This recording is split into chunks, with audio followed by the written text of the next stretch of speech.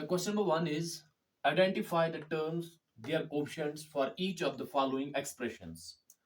ये 6 एक्सप्रेशंस दी हुई हैं, ये अल्जेब्रिक एक्सप्रेशंस है और हमें इनमें से देखना है कि टर्म कौन कौन सी है वो आइडेंटिफाई करनी है हर किसी एक्सप्रेशन में, और उन टर्म्स के कोएफिशिएंट क्या है वो लिखने हैं।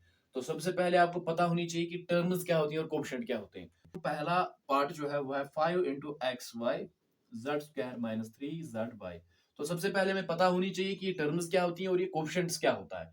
ठीक है, तो ये एक एक्सप्रेशन है, इसमें दो टर्म्स हैं, एक 5 into x y z square minus 3 into z y. ये जो यहाँ पे बीच में माइनस है, सब्ट्रैक्शन का सिंबल है, इसके बाद जो भी जितने भी ये डिजिट्स हो या चाहे वेरिएबल्स हो या कांस्टेंट्स हो, तो वो एक टर्म में आते हैं, और इससे आगे ये भी एक टर्म में आते हैं। तो कुल मिला के ये दो टर्म्स हैं, और इनमें कोएफिशिएंट्स क्या होते हैं? कोएफिशिएंट कहते हैं किसी भी नंबर के जो आगे कोई नंबर मल्टीप्लाई होता है।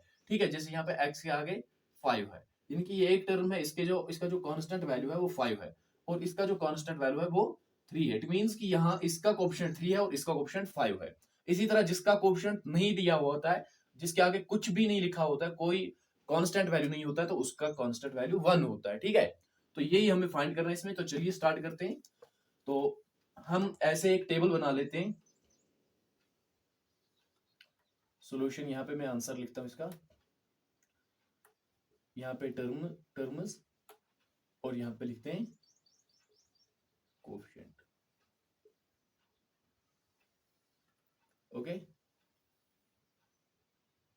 तो पहला part 5 into x y z square minus 3 z y. इसमें जो टर्में हैं वो है 5 into x y z square, और दूसरी टर्म है 3 जेड वाई। ये दो टर्में हैं, और इसमें जो कोएफिशिएंट्स हैं ये माइनस थ्री जेड वाई है। तो इसमें जो कोएफिशिएंट है वो 5 है, और इसमें जो कोएफिशिएंट है वो -3 है। ठीक है ना। अब इसी तरह सेकंड पार्ट, यहाँ पे लाइन डाल के दूसरा पार्ट 1 प्लस एक्स स्क्वायर। एक टर्म तो 1 है, ठीक है, और दूसरी टर्म क्या है? x, और तीसरी टर्म एक्स स्क्वायर। तो 1 का कोएफिशिएंट क्या है?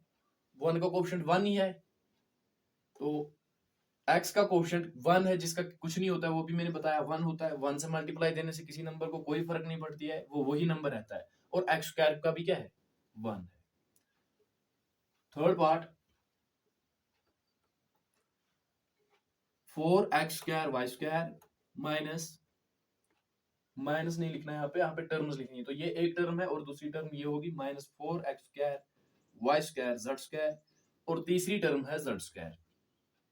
और इसमें जो कोएफिशिएंट है वो 4 है, और इसमें कोएफिशिएंट इसमें -4 है, और इसमें कोएफिशिएंट कुछ नहीं है, तो मींस 1 है। अब fourth part 3 minus P Q plus P Q R minus R P. तो इसमें 4 टर्में हैं, तो पहली टर्म 3 है, दूसरी टर्म माइनस पी क्यू, तीसरी टर्म जो है वो प्लस क्यू आर है, प्लस लिखने की कोई जरूरत नहीं है, और लास्ट वाली टर्म जो है वो माइनस आर पी है। इसमें अगर हम देखें तो कोएफिशिएंट इसमें इसका कोएफिशिएंट 1 ही है।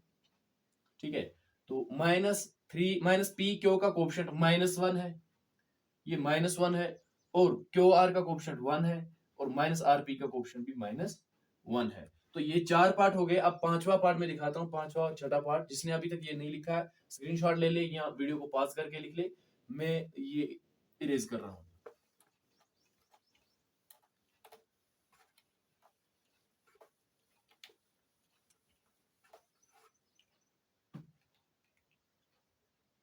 Fifth part is x/2 plus y/2 minus xy। इसमें जो टर्में हैं वो भी 3 टर्में हैं, एक x/2 है, और दूसरी y/2 है, और तीसरी टर्म -xy है।